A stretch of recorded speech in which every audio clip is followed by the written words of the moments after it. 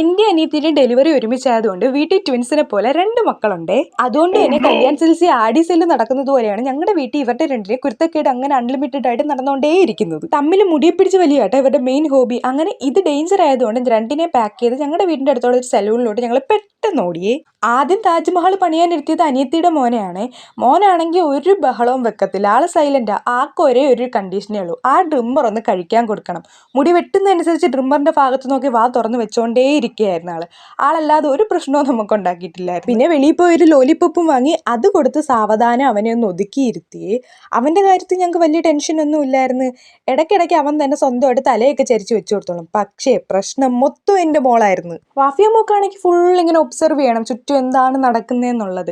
തല ഒരു ഭാഗത്തേക്ക് അടക്കി വെക്കുന്നതേ ഇല്ലായിരുന്നു. എനിക്കാണെങ്കിൽ നല്ല പേടിയും ഉണ്ടായിരുന്നു, കാരണം കയ്യിലിരിക്കുന്നത് ഒരു ആയുധമാണല്ലോ. എങ്ങനെയൊക്കെയോ കൈയൊട്ടി ബഹളം വെച്ച് ഏകദേശം ഒന്ന് ഒതുക്കിയിരുത്തി. എന്നാലും ഒന്ന് ശ്രദ്ധ മാറിയാൽ തീർന്ന്. അങ്ങനെ മണിക്കൂറുകൾ നീണ്ടു നിന്നിട്ടാണ് ഈ ഒരു മുടിവെട്ടൽ കഴിഞ്ഞത്. അങ്ങോട്ട് കളിച്ചും ചിരിച്ചും പോയി ഞങ്ങൾ തിരിച്ച് അവിടെ നിന്ന് ഇറങ്ങി വന്നപ്പോൾ മഹാഭാരത യുദ്ധം കഴിഞ്ഞ രീതിയിലാണ് നിന്നത്. മുമ്പ് ഞാൻ എൻ്റെ ഉമ്മാർത്ത് ചോദിക്കുമായിരുന്നു, കേട്ടോ ഈ വളർത്തിയതിന്റെ കണക്ക് പറയുന്നത് എന്തിനാ, ഞങ്ങൾ തന്നെ വളർന്നതല്ലേ. ഇപ്പോഴല്ലേ അതിന്റെ കാര്യം മനസ്സിലായത്. മക്കളെ വളർത്തുന്നത് നോട്ട് ഈസി.